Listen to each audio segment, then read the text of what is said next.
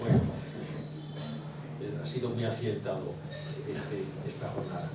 Bueno, pues tenemos el placer de tener con nosotros ahora al profesor José María de Francisco Olmos.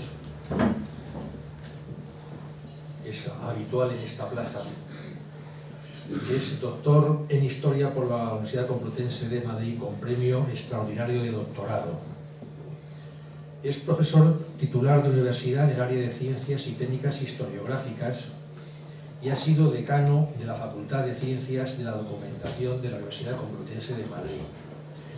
Es académico de número de la Real Academia Matritense de Heráldica y Genealogía y académico correspondiente de las Reales Academias de la Historia y de Jurisprudencia y Legislación. Entre los premios que ha obtenido en su carrera académica vamos a mencionar el Premio Nacional de Historia compartido. Sí, porque fue compartido. Varios de nosotros lo tenemos justamente esa publicación, una publicación titulada El Rey, Historia de la Monarquía, que fue premiada con el Premio Nacional de Historia, del año 2009. Y bueno, tiene más de 150 publicaciones especializadas que no vamos a citar para no cobrarle tiempo a su intervención. Sí me voy a permitir citar tres de sus libros, por ejemplo, Los títulos nobiliarios durante el sexenio revolucionario, que se editó hace muy poquito y además fue presentado en la Academia de Jurisprudencia y Legislación. Uno de los manuales que yo mencioné esta mañana, de los 10 manuales que ha coeditado la Asociación de Hidalgos de España con la UNED, pues uno de ellos lo escribió quien interviene ahora, que es el Manual de Cronología, Datación Documental Histórica en España, que se editó en el año 2009. Y luego también lo que creo que recordar, de los tiempos, que fue tu tesis doctoral, que fue sobre el príncipe heredero en las coronas de Castilla y de Aragón durante la Baja Edad Media, que se publicó en la Universidad Complutense en el año 2001. También has coordinado varios libros, por ejemplo, La vida cotidiana de las órdenes militares españolas hasta principios del siglo XVI, y bueno, ya ha publicado decenas y decenas de artículos sobre estas materias. Voy a citar solamente algunos de los que precisamente se han publicado en la revista Hidalguía. Por ejemplo, La diplomacia del Toisón de Oro, los caballeros presidentes de la República, que se publicó en el año 2011. También La concesión de títulos nobiliarios a los presidentes del Consejo de Ministros durante la Restauración, que se publicó en el 2012. La gracia real, títulos nobiliarios y grandezas otorgadas por su majestad el rey don Juan Carlos I, que se publicó en el 2014, y uno muy reciente que es Errores y omisiones falerísticas en los retratos de Carlos IV, Godoy y el cardenal Borbón Vallabriga. Se publicó en el 2017, también muy interesante como folio de comentar, muy divertido, exactamente. Yo diría que incluso delicioso. Bueno, pues con esta presentación te cedo el uso la palabra y vuelvo a agradecerte el atraco a que has sido sometido para que en vez de venir mañana vinieras hoy para cubrir este hueco que se nos había producido en el diseño del programa. Y te cedo el uso de la palabra para que nos hables sobre Nápoles y la Santa Sede, imágenes de una infeudulación siglos XIII a XVIII. Nada más y muchas gracias. Muchísimas gracias. Yo a vosotros, tanto a ti por organizar un año más estos seminarios tan interesantes y que tratan unas materias tan concretas que solo en un marco como este pueden tener cabida, y obviamente a la Asociación de Hidalgos por acogernos a los que nos dedicamos a estas materias tan concretas. Bien, en el título hay una cosa fundamental: imágenes. El texto del libro será contundente, pero aquí sobre todo vamos a ver imágenes y vamos a comentar algunas cosas. Y aunque el título es del 13 al 18 y las imágenes más interesantes tal vez sean del 13 al 18, no me he resistido a hacer un poco la prehistoria del tema, porque ya vamos a empezar. La historia del sur de Italia es una historia fascinante y que va a servir de ejemplo y modelo a muchas cosas que vamos a ver a lo largo de la Edad Media europea, relacionado con dos temas fundamentales del estudio de esa época tan interesante. Uno, la teocracia pontificia, y otro, la lucha entre güelfos y gibelinos. Y si no entendemos cómo se crea el Regnum, es decir, Sicilia, y la relación que tiene con la Santa Sede, no podremos entender lo que ocurre en los siglos sucesivos, entre el XIII y el XVIII. Como ven ahí, les he puesto un mapa de ese caos del sur de Italia en ese siglo XI, donde conviven musulmanes en Sicilia, 3 emiratos, normandos, lombardos, repúblicas marítimas, bizantinos. Es algo, repito, caótico. Y en medio de todo este caos llega gente de guerra, gente que llega alquilada. Son los mercenarios normandos. Y esos mercenarios normandos poco a poco van a ir adquiriendo una preponderancia que llevará a que se conviertan en el factor dominante del territorio. No como estado propio, sino porque son la mejor fuerza de combate, que ayuda a Capua, que ayuda a Salerno, que ayuda a Benevento o que ayuda al Papa. Y por tanto se convierten en un factor básico para entenderlo. Pero es tan caótico el sur de Italia que justo en un momento fundamental de la historia de la Santa Sede, del siglo XI, con las grandes reformas a partir de León IX, muchos de estos pueblos piden al Papa que intervenga. Y el Papa lo primero que hace es aceptar esa intervención y aceptarla tomando como ejemplo la aceptación de la soberanía de Benevento, que va a tener por siglos directamente. Y como soberano de Benevento, ya con, digamos, el pie en el sur de Italia, va a intervenir, alegando lo que se alegaba en aquellas épocas, que es totalmente falso, pero la donación de Constantino. Es decir, yo soy el soberano de Occidente y tengo derecho a intervenir en cualquier sitio y en cualquier momento, y más en un territorio que no tiene soberano, tiene muchos pequeños soberanos. Bien, pues lo que le va a pasar a León IX, como a otros muchos papas que se meten en estos berenjenales, es que el problema es que manda un ejército y es derrotado y es hecho prisionero por los normandos. Y va a tener que aceptar todas sus exigencias. Esto que podría parecer que va a llevar a un enfrentamiento entre el Papa y los normandos, va a unirse a que se va a producir el cisma de Oriente en el año 1054, y lo que va a hacer el Papa va a decir, ya que no puedo vencerles, me voy a unir a ellos y les voy a utilizar como mi medio para controlar el sur de Italia. Primero con Ricardo de Aversa y luego con Roberto Guiscardo. Van a pactar con el Papa Nicolás II en el Concilio de Melfi en el año 1059 por primera vez una infeudación directa, no todavía de ningún regnum, sino de unos territorios concretos, como eran Capua, Apulia, Calabria, es decir, un poco unos territorios deslavazados, pero ya se hace una relación directa de estos normandos con la Santa Sede. El Papa les infeuda y ellos le juran fidelidad. Los títulos, pues primero son condes, luego son duques. En este momento no hay ningún rey. Además, el Papa a Roberto le infeuda Sicilia, que es un territorio que no está conquistado, está ocupado por 3 emiratos musulmanes. Pero lo que les dice el Papa es, os doy la capacidad de, partiendo de que sois mis vasallos, haceros un reino, haceros un territorio y en mi nombre conquistarlo todo eso. Es decir, legalizan sus conquistas y pasan al siguiente nivel, que es crear ese reino. Aunque es de siglos posteriores, unos siglos posteriores, aquí se ve cómo en esta crónica pues aparece la coronación de Roberto Guiscardo por el Papa. Debemos recordar que es una primera infeudación. Si ustedes piensan en otras infeudaciones reales en Occidente que realmente tuvieron poca importancia, pero existen, son todas posteriores. Esta es la primera.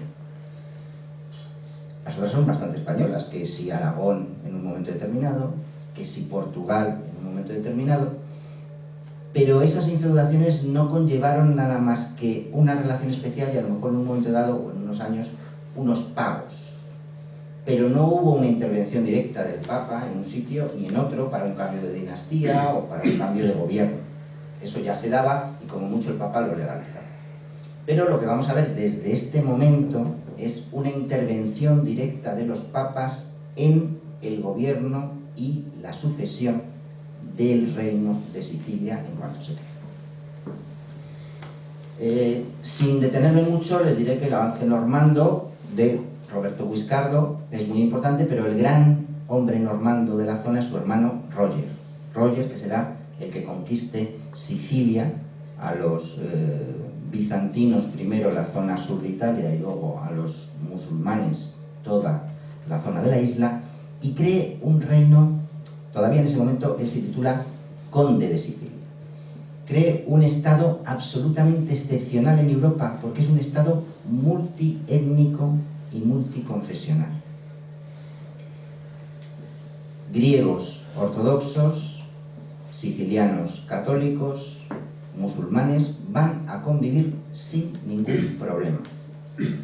Los documentos se escriben en latín, pero los suyos se ponen en griego. La iconografía, como vamos a ver en este momento, es totalmente griega, y Roger es el creador de la Edad Dorada de Sicilia. Y los que hayan visitado Sicilia verán que son los monumentos normandos, las joyas de la corona de esa isla. La relación con el Papa fue la misma, fue la legalización de las conquistas. Y además, en 1098, una fecha muy importante y un papa importante, Urbano II, concede al rey de Sicilia una cosa importante que quiero que recuerden para 700 años después, que es que le nombra legado permanente en sus dominios, una legación apostólica única en Europa, salvo para casos de fe y tal muy específicos, pero para todo lo demás el rey de Sicilia era legado apostólico permanente y hereditario en Sicilia.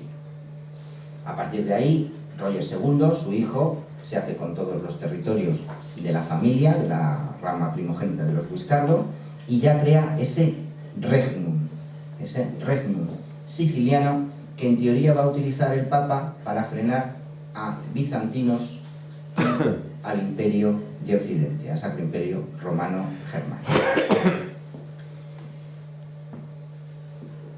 Los problemas que puede haber en estas relaciones son siempre los mismos, es decir, una persona manda mucho, otra quiere mandar más, pues hay un problema y al final se llega a las armas. Los papas con los normandos intentaron varias veces llegar a las armas, pero todas las veces les derrotaban y por tanto al final tenían que aceptar esa dinastía normanda en Sicilia y que en cualquier caso iba siempre a ser independiente del poder pontificio en el momento en que había conseguido esto, aunque teóricamente seguían teniendo esa infeudación. Aquí vemos un ejemplo que yo siempre digo que si alguien quiere ver imágenes y monumentos bizantinos no se vaya a la antigua Bizancio, sino que se vaya a Sicilia, porque son los mejores conservados y hechos por bizantinos, quiero decir, no son copias o no son rememoraciones. Bueno, pues ahí tienen a Rogerius Rex, escrito en griego, siendo coronado por el propio Cristo, y ahí tienen un sello de plomo de rey y una moneda que podrían pasar totalmente por bizantinas. Sin embargo, si nos fijamos en la rota, en el signo rodado del rey Roger, es una rota completamente pontificia, esas relaciones. Ahí lo digo, lo que ponen en latín, aquí, vamos, en el sello, y en griego, mientras que la rota está totalmente escrita en griego. Este es el gran reino de Sicilia, que además conquistó bastante territorio del otro lado del mar, de la zona de Túnez y la actual Libia, convirtiéndose en uno de los principales estados del Mediterráneo, una verdadera talasocracia. Es más, los últimos reyes normandos fueron animados por el Papa a que intentaran la conquista de Bizancio, y tanto Guillermo I como Guillermo II lo intentarían, pero era una empresa demasiado ambiciosa. ¿Por qué les animaba el Papa? Porque quería acabar con el cisma de forma manu militar. Bueno, no voy a dar muchos más datos de los reyes normandos, pero que vean que se renuevan las investiduras de forma automática, la dinastía sigue hasta que, claro, como todas las dinastías hay un problema,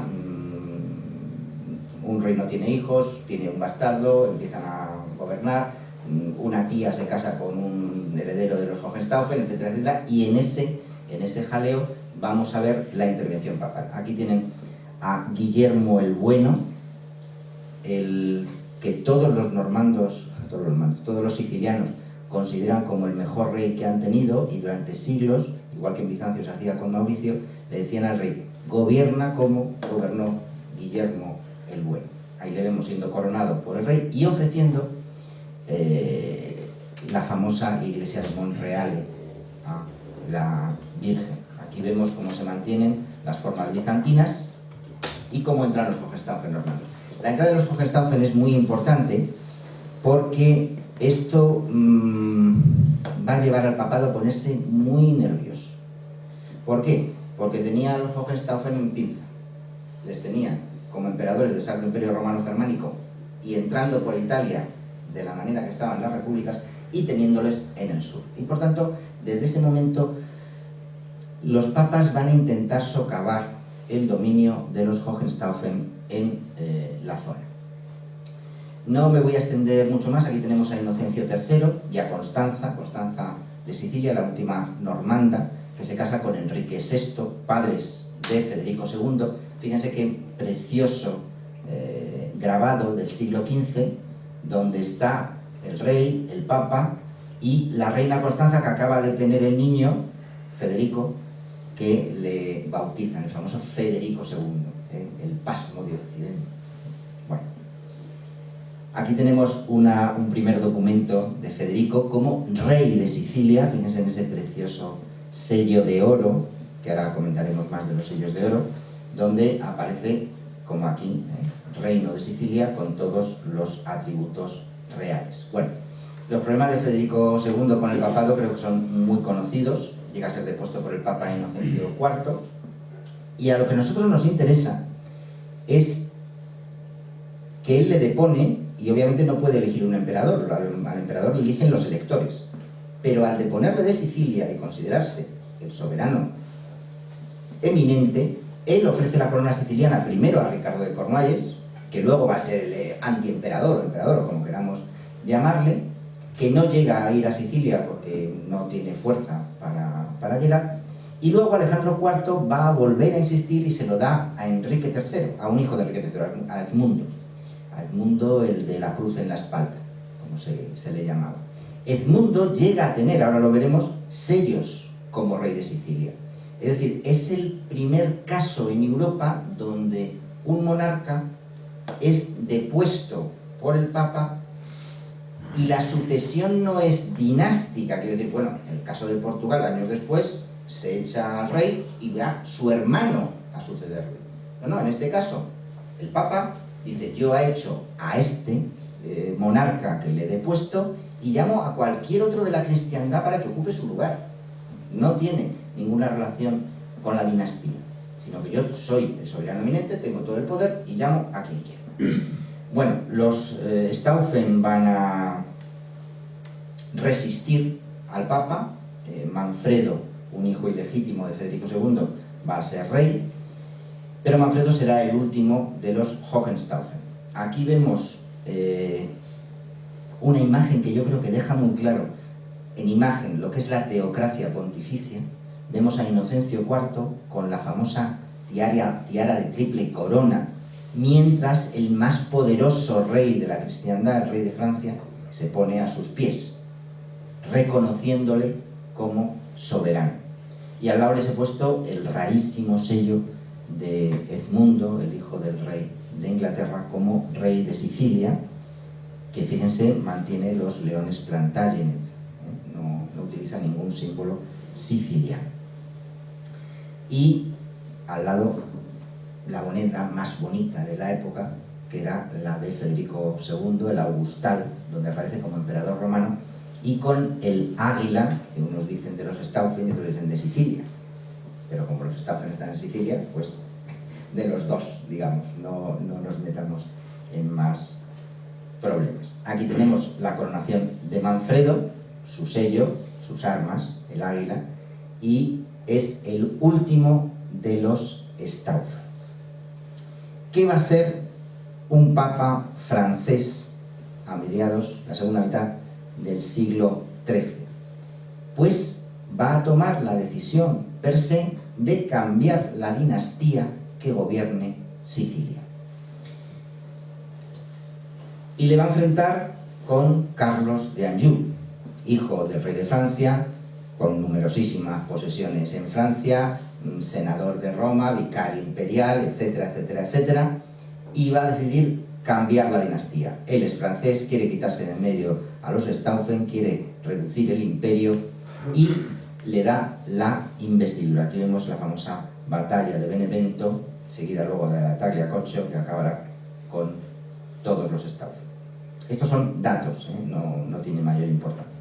Aquí es lo que quiere acumular Carlos de Anjou. Lo único que no le dejaron, pero lo tenía preparado, era asaltar Bizancio, pero las vísperas sicilianas de los aragoneses le cortaron las ambiciones bizantinas, pero fue probablemente uno de los hombres más poderosos de su época.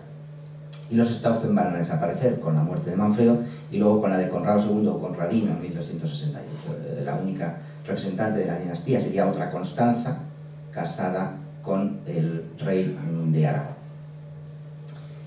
Aquí tenemos un documento de Carlos de Anjou con su precioso sello de oro. ¿Por qué le digo lo del sello de oro? El sello de oro es algo excepcional, es algo que viene de Bizancio. Los emperadores bizantinos sellaban en oro. En Occidente no se sellaba en oro. ¿Quién lo va a copiar? Pues los emperadores de Occidente que copian a los bizantinos, obviamente. Pero en documentos muy solemnes, y los únicos que hay en una serie son los sicilianos, cuando el Papa te da la infeudación, tú le devuelves un documento con tu juramento de obediencia y fidelidad. Bueno, pues ese juramento de obediencia y fidelidad es el que va sellado con sello de oro.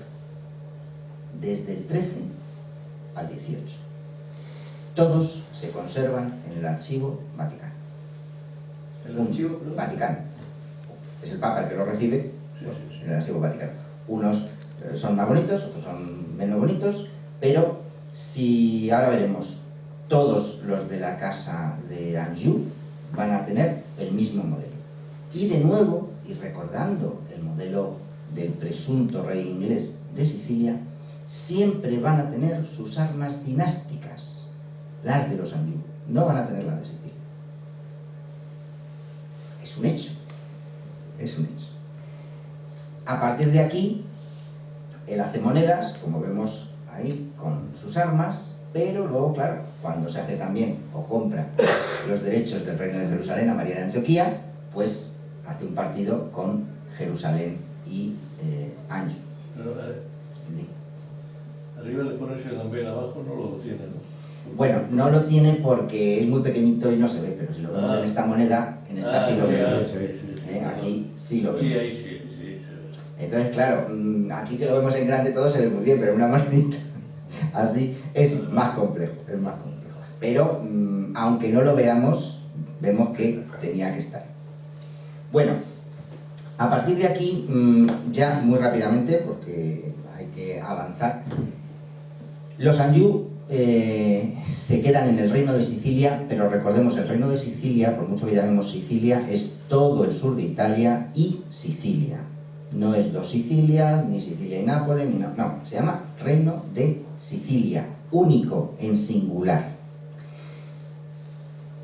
Y todos los herederos de Carlos de Anjou, de ese Carlos I, van a seguir gobernando hasta el siglo XV. Y todos van a tener una relación de enfeudación con la Santa Sede. Mejor o peor porque hay varias ramas de la dinastía. Están los Anjou-Durazzo, luego están los Anjou-Hungría, luego están los de la segunda casa de Anjou, que sí, que sí no, luego está el cisma de Occidente, que como tengo dos papas, dependiendo del papa al que yo le da obediencia, pues uno me da a mí la enfeudación u otro me da otro.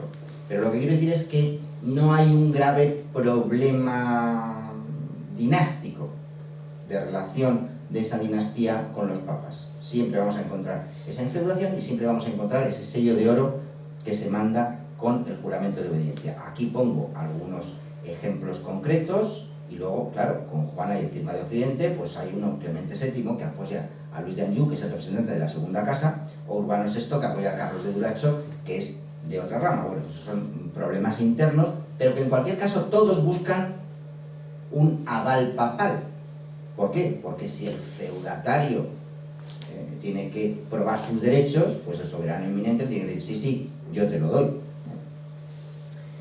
Y aquí, bueno, pongo más ejemplos hasta la adopción de Juana II, que adopta a Alfonso V de Aragón, y luego a Luis III, quiero decir, Juana iba dando bandazos, y al final Eugenio IV daba la investidura a Renato de Anjou a mediados del 15, y luego ya iremos a Alfonso V.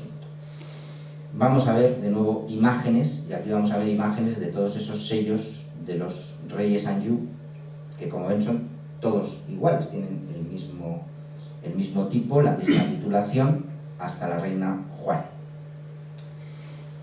Aunque el nuevo reino de Sicilia, y ahora lo explicaré, no fuera de infeudación papal, hay que hacer unos pequeños comentarios.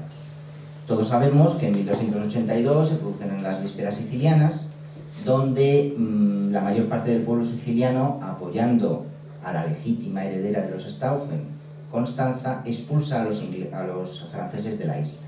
Y ahí se convierten en soberanos de ella conjuntamente, por tanto Constanza es reina propietaria, Pedro III de Aragón, que se convierte en Pedro I de Sicilia, y Constanza, que son coronados en Palermo. Sin autorización papal, obviamente. El papa estaba, digamos, tan cabreado que va a excomulgar a Pedro y, usando de nuevo la donación de Constantino, va a nombrar a Carlos de Valois rey de Aragón y va a crear una cruzada contra ellos. Obviamente una cruzada que no lleva a ningún sitio, porque los aragoneses o los catalanes o los valencianos dijeron que se arreglaban mucho, pero que nada, ¿no? Pero el rey le quita sus reinos por excomulgado y luego nombra a otra persona y no tiene continuidad. Bueno, a partir de ahí la sucesión siciliana es un poco complicada. En principio el primero de los reyes va a ser su segundo hijo, Jaime, que luego se convertirá en rey de Aragón también, y durante unos años es rey de Aragón, rey de Sicilia, pero como rey de Aragón, él considera más importante que es rey de Aragón, va a llegar a un acuerdo en Añañi con Bonifacio VIII para deshacerse de Sicilia a cambio de Córcega y Cerdeña y, digamos, devolverla a los Anjou, ya que tenían el apoyo de Francia y del papado y era muy importante. Lo que pasa es que los sicilianos le dijeron que se alegraban mucho de la firma del tratado, pero que no estaban dispuestos. Entonces el tercer hermano, que era virrey, Federico Fadrique, pues se convirtió en rey, digamos, por aclamación popular y crea la rama dinástica de los reyes de Sicilia. De forma un poco complicada.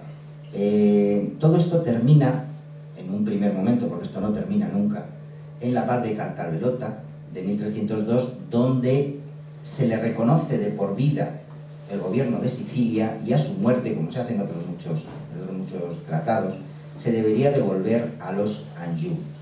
Y precisamente para que no hubiera problemas de identificación con el nombre, los Anjou siguen siendo reyes de Sicilia, aunque no gobiernen Sicilia, y gobiernen Nápoles, que sería lo normal, pero ellos se siguen llamando reyes de Sicilia, y entonces el rey Federico, o el rey Fadrique, se debería llamar rey de Trinacria, un nombre que lo que quiere decir es que reinas sobre un sitio, como sobre un triángulo de 3 lados.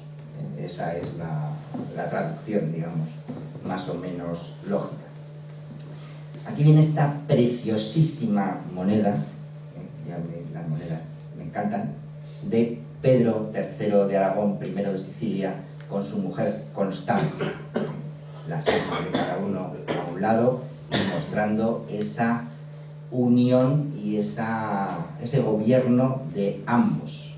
Y aquí tenemos el famoso sello de la reina Constanza de Sicilia como reina de Aragón.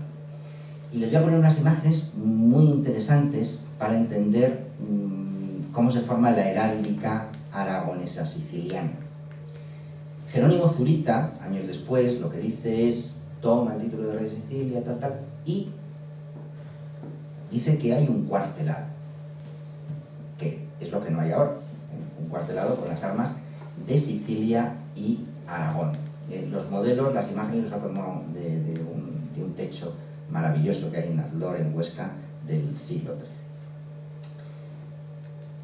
Pero lo que encontramos es esta imagen muy interesante donde vemos al caballero que en las gualdrapas del caballo lleva el cuartelado, pero en el escudo lleva el losange, y el sello de Jaime II donde aparece el cuartelado, como decía Zurita, pero cambiado.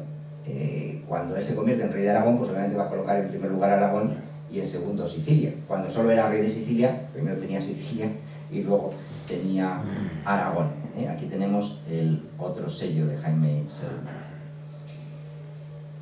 Pero todos sabemos que lo que queda al final es el rombo, el losange. Bueno, pues aquí tenemos de nuevo el sello de oro del rey de Trinacria, donde se firma la paz del Catal-Bellota, donde se ve cómo va a tener esa sucesión. Bueno, la Sicilia aragonesa no me meto mucho con ella, pero además Federico III al final asocia el trono a su hijo, se olvida de todo esto y dice: de Trinacrio nada, yo me llamo rey de Sicilia y todos mis herederos van a ser de Sicilia. Hay más paces en 1372, pero al final siguen un camino independiente hasta la anexión a Aragón con el final de la rama siciliana. María, la última reina propietaria, se casa con Martín el Joven, el hijo de Martín el Humano, y cuando muere también Martín el Joven, pues se va hacia atrás, y Martín, que era rey de Aragón, se convierte en rey de Sicilia. Compromiso de Caspe, llegan los Trastámara. Pero más o menos para que tengamos una idea de lo que estamos hablando. Bueno, pues damos un salto a donde estábamos y hemos visto que Alfonso V de Aragón es adoptado por Juana II, Anjou, y después de unas determinadas vicisitudes se convierte en rey de Sicilia continental, digamos. Ahora veremos. Como es un territorio que no pertenecía a su patrimonio, sino que es una ganancia personal, todos sus estados patrimoniales van a pasar a su hermano Juan II. Pero el reino de Nápoles va a pasar a uno de sus hijos bastardos, al llamado Ferrante, Fernando, Ferdinando, o como queramos, lo tenemos en muchos documentos. Esto es avalado por el Parlamento. Es verdad que tiene una bula papal, pero cuando él muere, Calixto III, que era también español, valenciano, un Borja, Alfonso de Borja, pues se va a oponer radicalmente y nunca le dará la investidura del reino. Esto deja a Ferrante en una situación muy comprometida, que solo se salva porque Calixto muere. Porque Calixto estaba preparando mandar una expedición con otro personaje para que ocupara el trono. Y el siguiente, Pío II, Eneas Silvio Piccolomini, pues sí tuvo mejores relaciones e inmediatamente le va a mandar un cardenal legado para que le corone en Bari, y con eso le va a dar legitimidad, y le va a dar una legitimidad que le dé apoyo para vencer a los varones que tenía. Y luego su hijo, Alfonso II, va a ser coronado el 8 de mayo de 1494 por también un cardenal legado, Juan de Borgia. Pero eso lo veremos ahora con unos ejemplos. Aquí tenemos el maravilloso sello de oro de Alfonso V. Aragón y Nápoles, o Sicilia, o como queramos llamar, pero lo que queremos decir al final es Hungría, Anjou, Jerusalén. Todo eso en Nápoles. Es un poquito complicado, pero ahí está. ¿Qué va a hacer Alfonso V? Pues es el primero que va a decir, bueno, es Sicilia, en Nápoles, ¿qué es lo que tengo? Bueno, pues Alfonso V lo que decide es sois rey de las dos Sicilias, sin decir dos Sicilias. Sois rey de la Sicilia de este lado del Farum, del estrecho que dividen, y del otro lado, Citra et Ultra Farum. Eso es lo que aparece en sus documentos y en sus sellos. Solo lo tiene él, es el único que fue rey de Sicilia y rey de Nápoles hasta la época de Fernando el Católico. Y aquí tenemos dos monedas también napolitanas, en caballero y en rey en majestad, con las mismas características heráldicas. Bien, aquí tenemos el sello de oro de Ferrante en el juramento de obediencia y fidelidad al Papa. Fíjense cómo Ferrante, de nuevo, lo que tiene que hacer es cambiar de orden la heráldica. Él ya no es rey de Aragón, él es hijo de un rey de Aragón. Él de lo que es rey es de esa Sicilia peninsular, y por tanto lo que coloca al inicio son esas armas de, como hemos dicho, Hungría, Anjou, Jerusalén, que representan a Sicilia. Y aquí tenemos una moneda donde sus títulos, fíjense, rey de Sicilia, Jerusalén et Hungría. Cuando uno ve esta moneda dice, ¿de dónde será rey? ¿De Sicilia, de Hungría, de Jerusalén? Y bueno, de Nápoles. Entonces, cuando lees las cosas, al final no hay que leer lo que pone, sino interpretarlo, porque si no te puede llevar a errores. Y ahora vamos a ver unas maravillas que solo se dan en Nápoles, que son fotos. Estas piezas son unas monedas que se llaman coronatos. Obviamente, hay un señor que está siendo coronado. Y solo se dan en Nápoles por todo lo que hemos dicho. Este señor, Fernando, que era un bastardo, que tenía problemas con sus primos aragoneses, que tenía problemas con los Anjou que querían recuperar el trono, que con los varones tenía problemas, lo único que podía decir a la gente para que le aceptara es: yo soy el verdadero rey, que me ha legitimado el Papa, que ha mandado a su cardenal legado y me ha coronado, porque el Papa es el soberano feudal y a mí me ha coronado. Eso es una foto de la coronación que tuvo lugar en Bari el 4 de febrero de 1459. Y sabemos quién es el cardenal, Latino Orsini, y sabemos quién es el arzobispo, que es Oliverio Carafa. Es decir, en vez de hacer un cuadro muy bonito que se colocara en un sitio, pues se hizo esa moneda. ¿Por qué? Porque es la mejor medio de propaganda política que hay, porque al final, por lo que pagas el pan y pagas los impuestos son las monedas. Y tiene que recorrer todo el reino. Ahí está. Este es el verdadero rey. Por eso se crea esto, que no existe ninguna moneda en ningún lugar de Europa donde aparezca una escena de coronación. ¿Por qué? Porque además la mayoría de los reyes de Europa ya se habían implantado hacía un siglo y medio la autocoronación. Yo lo soy por la gracia de Dios. Yo cojo del altar y me pongo la corona. No como antes, que tenía que intervenir la iglesia. Frente a la rebelión de la nobleza, y lo pongo para luego enlazar con el siguiente coronato, fíjense ustedes que aparece un San Miguel acabando con la bestia.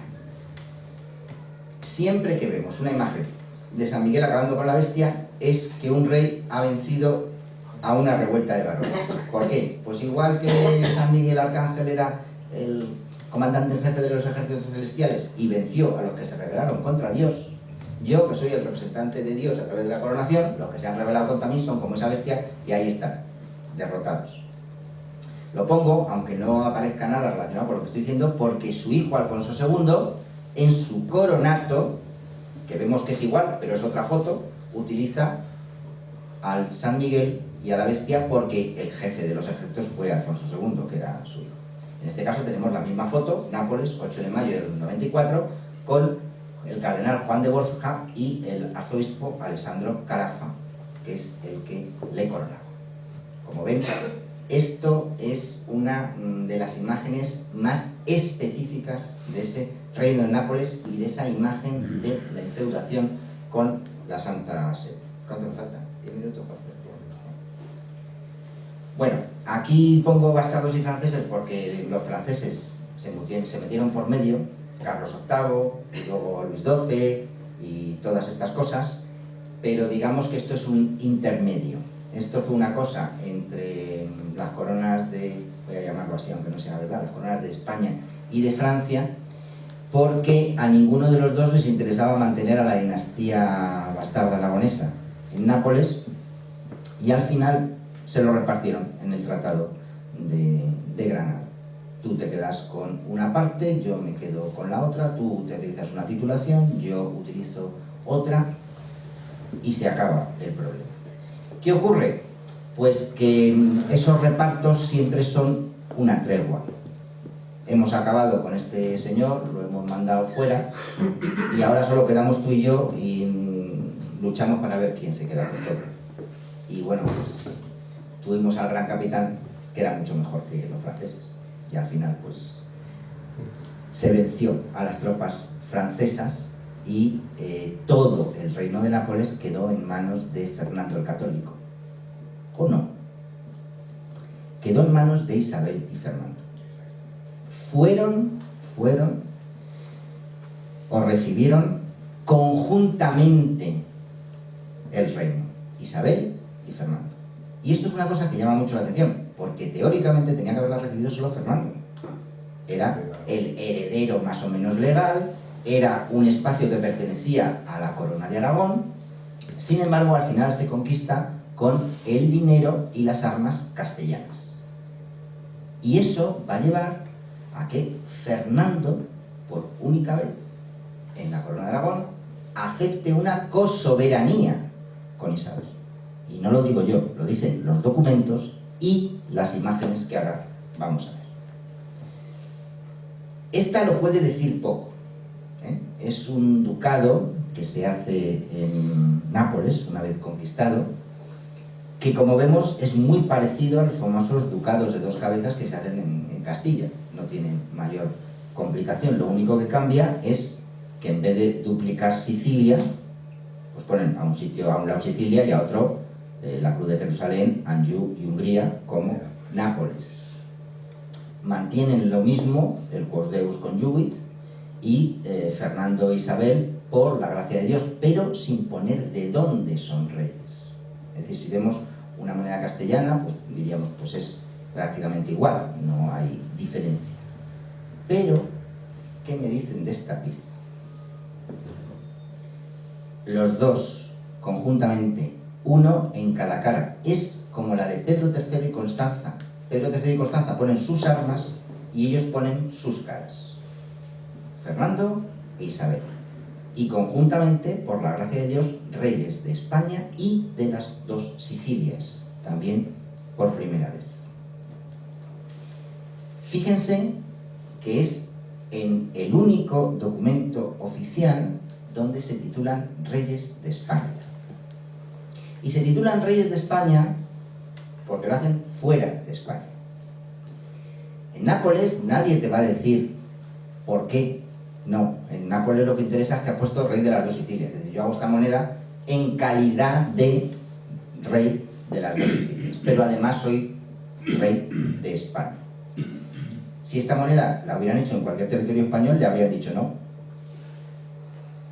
¿Por qué? Porque España no tiene entidad jurídica. Tú haces la moneda como rey de Castilla, o como rey de Navarra, o como rey de Valencia, o como rey de Mallorca, y en tu moneda pones rey de Mallorca, y si quieres poner que eres rey de Aragón, pues dices, pues vale. Y si quieres poner que eres de dos sitios, vale. Pero de España, España es un territorio, es un concepto geográfico. Pero para los que no son españoles, los reyes católicos son reyes de España, y se ve en la documentación. Y esta moneda, repito, es la primera, y como la moneda es un documento oficial, es la primera donde aparecen con la titulación de reyes de España. Y también la primera con ese título de las dos Sicilias. No tenemos ningún problema de datación, porque la conquista del reino y la muerte de Isabel fueron en el mismo año, 1504.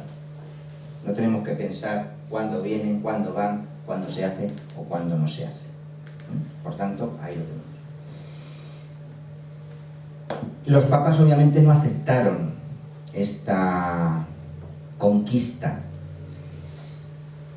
y hubo que esperar bastante tiempo, hasta 1510 en concreto, para que el Papa Julio II aceptara que Fernando el Católico tuviera el territorio de Nápoles. No fue una infeudación como tal, pero fue una aceptación. Recordemos que en esos años Julio II necesita mucho a Fernando el Católico. Está muy enfrentado a Francia, y es el momento en que, de nuevo, el más listo de la clase, Fernando el Católico, se va a aprovechar del Papa, no solo en Nápoles, sino en Navarra. 1512, los reyes de Navarra se alían a Luis XII, son declarados cismáticos, como tal pierden el reino, y el Papa Julio II se lo entrega a Fernando el Católico. Como ven, las cosas hay que verlas en su terreno, pero también en el contexto internacional. A partir de aquí, rapidísimamente, porque es muy fácil, durante 2 siglos están los Austrias. Aquí hay una sucesión sin problemas y, por tanto, lo único que tenemos son maravillosos documentos.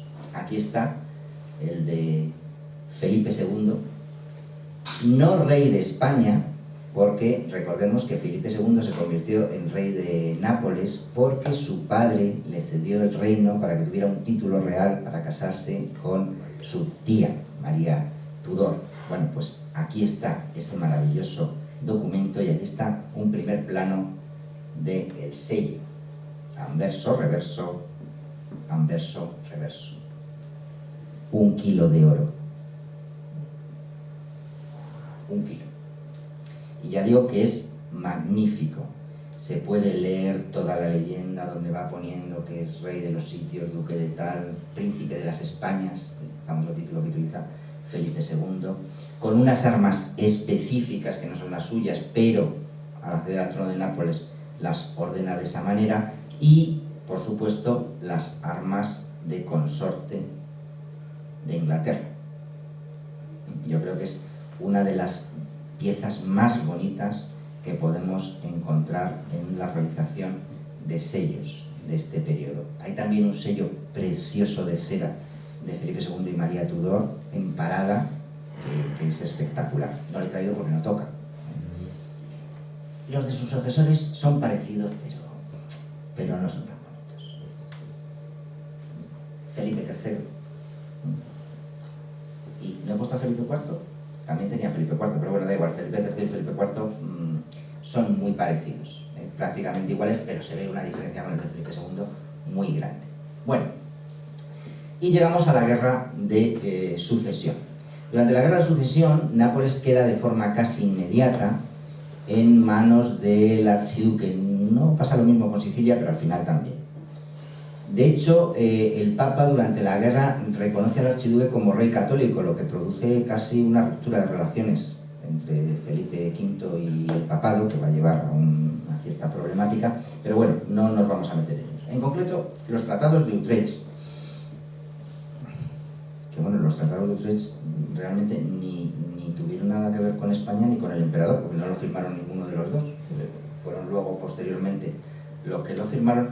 El caso es que al final de la guerra, Nápoles pasa a depender del ya emperador Carlos VI, mientras que Sicilia queda en manos de los Saboya, aunque en 1720, durante las guerras de la Cuádruple, hay un intercambio y el emperador queda también con Sicilia y Saboya va a recibir Cerdeña. Por tanto, en los años 20, digamos, Carlos VI, emperador del Sacro Imperio Romano Germánico, se convierte en rey de las 2 Sicilias. Bueno, pues como rey de las 2 Sicilias hace este bonito sello también, donde aquí lo pone Carlos VI, por la gracia de Dios, Romanorum Imperator, Semper Augusto, etcétera, etcétera. Aquí le vemos sentado, tal.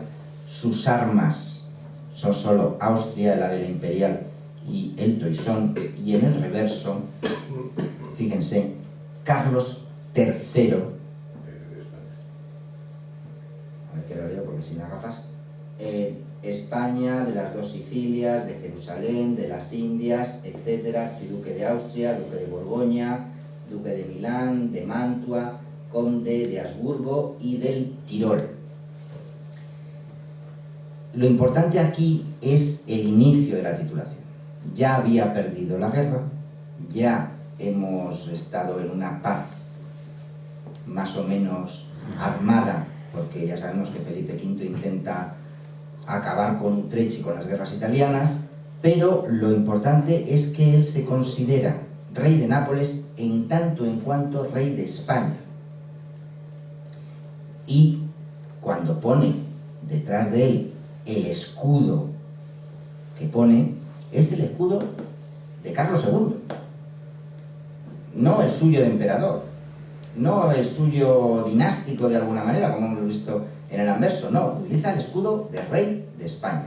Y en la titulación lo pone Carlos III, rey de España, y de las dos Sicilias y tal. Es decir, me considero que como soy el rey de España y estos territorios eran del rey de España, pues soy también el heredero de ellos. Este es, repito, el documento, el sello que validaba el juramento de fidelidad y vasallaje al Papa, y que también, por tanto, está en el Archivo Vaticano. Pasan un decenio y en los años 30 se va a producir una confrontación europea en la llamada Guerra de Sucesión de Polonia, donde Felipe V vuelve a intentar la conquista de algunos territorios italianos. Nombra a don Carlos, por ese momento, duque de Parma y gran duque heredero de Toscana, generalísimo de sus ejércitos, con la idea de que conquiste los reinos de Nápoles y Sicilia. Y lo hace don Carlos. Lo importante es que tenemos que tener en cuenta una cosa. Lo hace y no se proclama rey don Carlos. Lo hace en nombre de su padre. Su padre es el que es proclamado rey de Nápoles y Sicilia. Inmediatamente hace un decreto en Madrid, en abril de 1734, donde el rey dice: mis súbditos de Nápoles y Sicilia han pedido que echemos a los alemanes y no sé qué y no sé cuánto, y yo, pues como les quiero tanto y tal, he mandado a mi hijo Carlos a que vaya, y ahora que hemos conseguido la victoria y tal, cedo mis derechos al trono a mi hijo Carlos. Y por tanto la reconquista de Nápoles y Sicilia se hace en nombre de Felipe V. Y Felipe V en ese momento cede sus derechos a Carlos. Y en 1735, bueno, aquí no lo he puesto, en 1730, bueno, sí lo he puesto, en 1735 Carlos se corona en Palermo. Y se corona en Palermo, y les digo que recuerden lo que les he dicho, frente a la oposición del Papa, alegando que como rey de Sicilia tenía el carácter de legado papal hereditario y que por tanto él tenía derecho a ser coronado de esa manera en Palermo. Por tanto, cosas de 700 años antes se sacaban, desempolvaban y valían para hacer todo ello. Bueno, hasta 4 años después, mediante Paz de Viena, hay unos preliminares de Viena de 1735, pero que no se llegan a firmar hasta unos años después, hasta 1738, la paz definitiva de Viena, de la Guerra de Sucesión polaca, el Papa no acepta que Carlos sea rey de Nápoles y Sicilia. Seguía recibiendo el impuesto anual del emperador Carlos, lo cual, digamos, no sentaba nada bien a la corte napolitana. Pero ya en ese momento, cuando ya se veía que no había marcha atrás, que el emperador había aceptado, porque en un documento de 1739 acepta ceder sus derechos, que es muy curioso, dice, al príncipe que actualmente ocupa los territorios, ni le da su nombre, ni le da título, ni nada, sino al príncipe que actualmente ocupa sus territorios. En ese momento es cuando el Papa acepta darle la investidura definitiva a don Carlos VII de Nápoles. Y como todos sus antecesores desde hace siglos, manda, esta vez no un documento, sino un cuadernillo, con la investidura, el juramento de fidelidad y vasallaje al Papa. Un documento magnífico, con sello de oro y sello de cera. Este es el anverso del sello de oro, que tiene una particularidad heráldica también muy interesante. El escudo que aparece en el anverso, donde pone su mano el rey, es el escudo de Felipe V. Es decir, son las grandes armas de la monarquía modificadas una vez llega al trono Felipe V. Y que obviamente Carlos tiene el derecho a usar como infante. No hay ningún problema. Pero que quede claro, es esas armas las que se utilizan. Fíjense en el gran sello de cera, ya es el que todos conocemos, con esas armas napolitanas, si queremos decir. Es verdad que todo el centro son las armas de Felipe V. Debajo se coloca Anjou y Jerusalén, a un lado los Farnesio y a otro lado los Medici. Esto es lo que todos conocemos y además todas las órdenes, ya sabemos. La Constantinina de San Jorge, San Genaro, el Espíritu Santo, el Toisón. Sin embargo, en el sello de oro es el escudo de las grandes armas de Felipe V. Y en el reverso, que es este pequeñito que ven aquí, que ahora lo vemos en grande, donde aparece el rey a caballo, como hemos visto tantas veces, aunque aquí aparece muy a la romana, pero muy a la romana, vemos una composición heráldica bastante extraña, porque es un tripartito de Borbón-Anjou, de Medici y de Farnesio. De Farnesio grandes armas, es decir, con Borgoña, con Portugal, etc. Ahí lo tenemos. Sabemos que don Carlos pues, tuvo mucha complejidad heráldica, muchas cosas, pero bueno, hasta ahí llegamos. Y llegamos a 1759, ya para terminar absolutamente. Ya estamos en pleno siglo XVIII, pues ya terminamos. 1759, recordemos, se muere Fernando VI, se convierte en rey de España Carlos III, y se producen unos nuevos tratados de Viena para no permitir la unión del Reino de España con la corona de las dos Sicilias.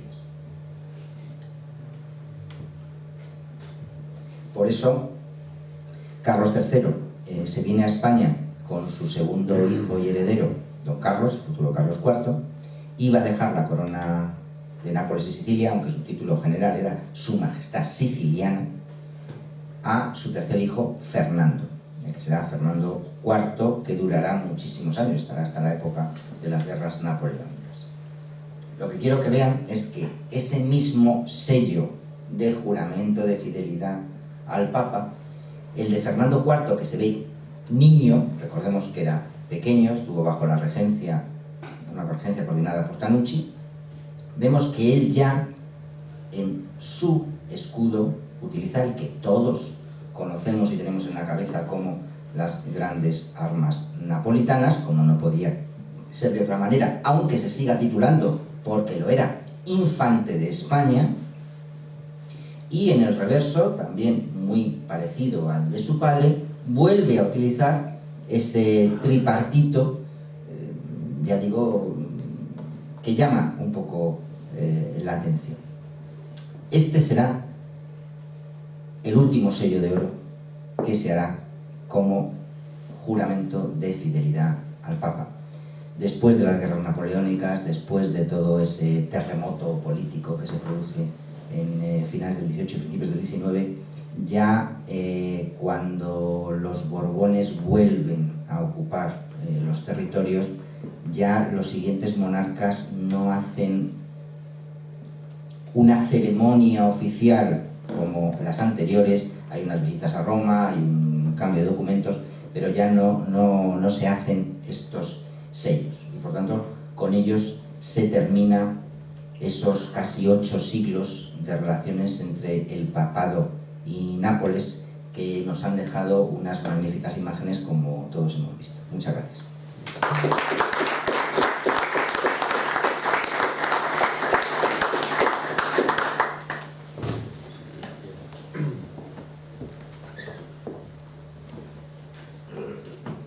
Bueno, después de esta magnífica y bella exposición también documentada, supongo que habrá alguna pregunta o alguna reflexión. Adelante. Oye, yo creo que me deberíais pagar en estos cursos algún plus por la cantidad de... Bueno, o penalizante, depende de cómo se vea. Siempre enriquece, siempre. Pienso que sí, si no yo me quedaría callado, no es por... Solamente, bueno, primero felicitarte, como siempre, bueno, es que eres estupendo como lo explicas todo, sobre todo estas imágenes que son maravillosas, yo algunas no las había visto jamás. Hay una pintura de un rey, no sé quién habrá, un rey de Sicilia, ¿no? Bueno, preciosa.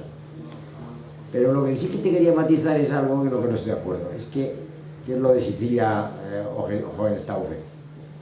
No, es evidente que no es así, es decir, que es que las armas al principio no tienen un carácter territorial, sino familiar.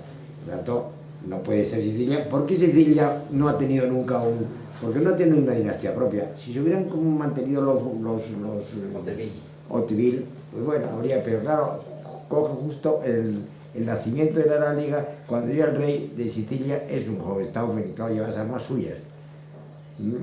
Por lo tanto, claro, y cuando Pedro III cuartela en Sotuer sus armas con Constanza, ya lo hace, ya se queda así, de una forma. Pero indudablemente, ¿y qué pasa con Carlos de Anjou? Pues lo mismo, Carlos de Anjou llega, ya es el rey de Nápoles, bueno, de Sicilia, porque como se llamaba, y pone sus armas, que son su sembrado de lises con su lambel. Luego, por herencia a sus hijos, le recibirán Hungría, bueno, una herencia que no sé concreto nunca, pero Jerusalén y en Hungría, y entonces lo pone todo. Pero en realidad no hace tanto referencia a sí como a su propia familia, a su propia dinastía. Además es que es justo que pilla el momento de cambio. Claro. Y entonces, claro, luego ya pues se extrapola. Pero, no, claro. Esperamos, tienes toda la... Pues no yo. Enhorabuena, enhorabuena.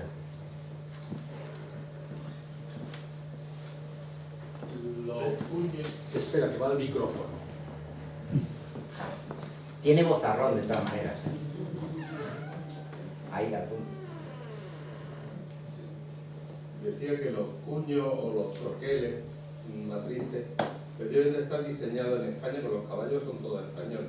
Con la cola, el Quijote, el orejón, el pecho... O que los regalaban los reyes de España a los reyes de Nápoles, porque el regalo de los caballos españoles lo tenemos documentado muy importante durante el siglo XVI, el XVII y el XVIII, y hasta tenemos unas cartas de Godoy a Murat, donde, como se llevaban muy bien entre los dos, decía: y te mando unos caballos españoles y unas ovejas. Unos caballos y unas ovejas. Es decir, puede que estén hechos en España, no digo que no, pero también puede que estén exportados los mismos caballos, porque era un artículo de lujo y muy apreciado en toda Europa el caballo español. Pero no lo he estudiado, no puedo decirlo. Si se tiene más cabeza árabe. Eso vosotros sabréis. No sé, son los dos muy parecidos, me parece, pero no lo sé. No, eso es más... A mí me es cara conocida. No me atrevo a decir. Desde luego son magníficas obras de arte. Y ya digo que... un poco de picador. Bueno, pues si no hay ninguna pregunta más, simplemente recordarles que vamos a dejar